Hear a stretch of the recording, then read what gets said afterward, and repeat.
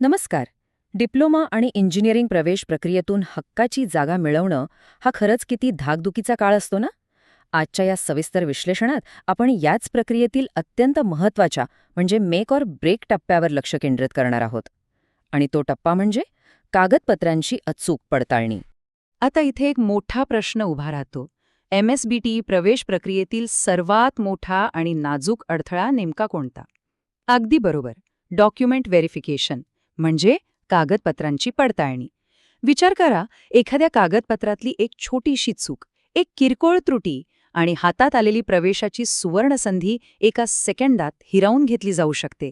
म्हणूनच पडताळणीचा हा टप्पा उमेदवारांसाठी खऱ्या अर्थाने करो या मरो असाच असतो. चला तर मग हे सगळं बारकाईने समजून घेऊया. या सत्राची रूपरेषा अगदी स्पष्ट आहे. आपण सुरुवातीला पडताळणीचे दोन्ही मार्ग पाहणार आहोत. त्यानंतर स्क्रुटिनी आणि फिजिकल स्क्रुटिनी या दोन्ही पद्धती सविस्तर डिकोड करू. पुढे या दोन्हींची आमनेसामने तुलना करू आणि शेवटी सर्वात योग्य पर्याय कोणता हे ठरवूया. तर सुरुवात करूया पहिल्या मुद्द्यापासून, पडताळणीचे दोन मुख्य मार्ग. यातला पहिला आणि सध्याचा अत्यंत लोकप्रिय मार्ग म्हणजे स्क्रुटिनी. चला ही संकल्पना डिकोड करूया. स्क्रुटिनी नाव ऐकलं की थोडी कल्पना येतेच. ही एक 100% ऑनलाईन चालणारी पडताळणी प्रक्रिया आहे. यात उमेदवारांना आपली सगळी महत्त्वाची कागदपत्रे डिजिटल स्वरूपात थेट प्रवेशाच्या पोर्टलवरच अपलोड करायची असतात. MSBT आणि DTE सारख्या मोठ्या प्रवेश प्रक्रियांमध्ये गुणपत्रिका किंवा जातीचा दाखला यांसारखी आवश्यक कागदपत्रे पडताळणीसाठी अशीच ऑनलाईन दिली जातात. थोडक्यात सांगायचं तर सगळं काही इंटरनेटच्या मदतीने एका क्लिकवर. आता याची सर्वात भारी आणि सोयीची गोष्ट कोणती माहितीये का? उमेदवारांना कोणत्याही सुविधा केंद्रावर प्रत्यक्ष जाण्याची अजिबात गरज नसते. घर बसल्या सर्व कागदपत्रे सहजपणे PDF किंवा JPG फॉर्मॅटमध्ये पोर्टलवर अपलोड करता येतात. त्यानंतर संबंधित अधिकारी पलीकडून ऑनलाईन पद्धतीनेच या कागदपत्रांची अगदी बारकाईने तपासणी करतात. जर काही त्रुटी असतील तर त्याबद्दल उमेदवारांना पोर्टलवरच किंवा SMS आणि ईमेलद्वारे त्वरित अलर्ट मिळतो. ही संपूर्ण प्रक्रिया प्रचंड वेळेची बचत करणारी आहे. म्हणजे बघा, कुठेही प्रवास न करता घर बसल्या प्रवेशाचा हा टप्पा पूर्ण करण्याची ही खरोखरच एक स्मार्ट डिजिटल सुविधा आहे. आता वळूया दुसऱ्या आणि पारंपरिक पर्यायाकडे, फिजिकल स्क्रुटिनीचा मार्ग. फिजिकल स्क्रुटनी म्हणजेच प्रत्यक्ष पडताळणी या ऑफलाईन प्रक्रियेत विद्यार्थ्यांना ठरवून दिलेल्या सुविधा केंद्रावर म्हणजेच फॅसिलिटेशन सेंटरवर किंवा महाविद्यालयात स्वतः प्रत्यक्ष उपस्थित राहावं लागतं. हा मार्ग कागदपत्रांचा प्रत्यक्ष स्पर्श आणि संबंधित अधिकाऱ्यांसोबत थेट समोरासमोर संवाद साधण्याची संधी देतो. डिजिटल प्रक्रियेत जो मानवी स्पर्श नसतो ना, तो इथे अनुभवायला मिळतो. या प्रक्रियेची काही अत्यंत महत्त्वाची वैशिष्ट्ये नीट समजून घेणं गरजेचं आहे. इथे केंद्रावर जाणं सक्तीचं असतं. आणि हो, उमेदवारांना केवळ झेरॉक्स नाही तर सर्व ओरिजिनल कागदपत्रे सोबत बाळगावी लागतात. इथला सर्वात मोठा फायदा काय? तर अधिकाऱ्यांसमोर थेट समोरासमोर बसून कागदपत्रे तपासली जातात. जर काही चूक निघालीच तर ती तिथेच ताबडतोब दुरुस्त केली जाते. त्यासाठी कुठल्याही ऑनलाईन अप्रूव्हलची वाट पाहावी लागत नाही. पण याचा एक तोटाही आहे. यासाठी प्रवासाचा आणि केंद्रावर रांगेत उभं राहण्याचा वेळ आणि श्रम द्यावे लागतात.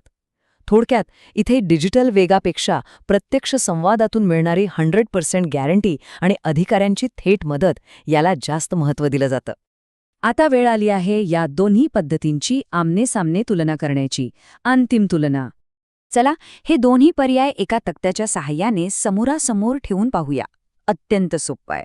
स्वरूपाचा विचार केला तर एक पर्याय पूर्णपणे ऑनलाईन आहे तर दुसरा ऑफलाईन. प्रत्यक्ष भेटीचा विचार करता स्क्रुटिनीमध्ये ती अजिबात गरजेची नाहीये, पण फिजिकलमध्ये केंद्रावर जाणं मस्ट आहे.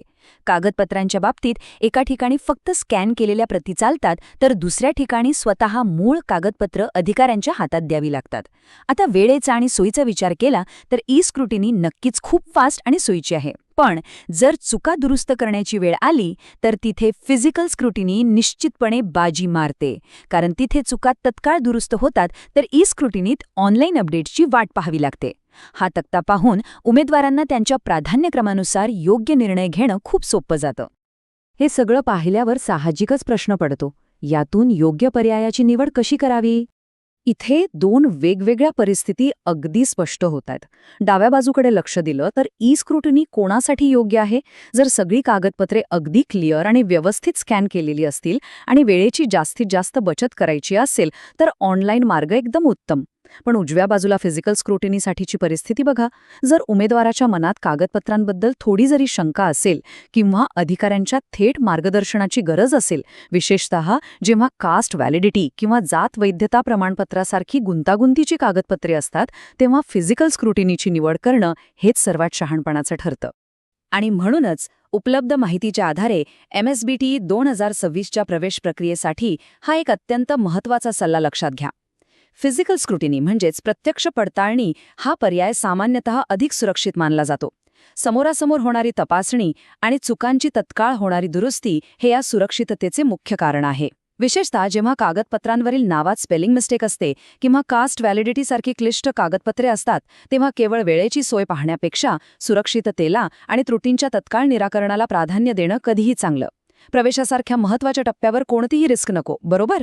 या सविस्तर विश्लेषणाचा शेवट आपण एका विचार करायला लावणाऱ्या प्रश्नाने करूया. तंत्रज्ञानाची अफाट सोय मिळवण्यासाठी प्रत्यक्ष मानवी पडताळणीतून मिळणाऱ्या 100% खात्रीचा त्याग करणं खरंच योग्य आहे का?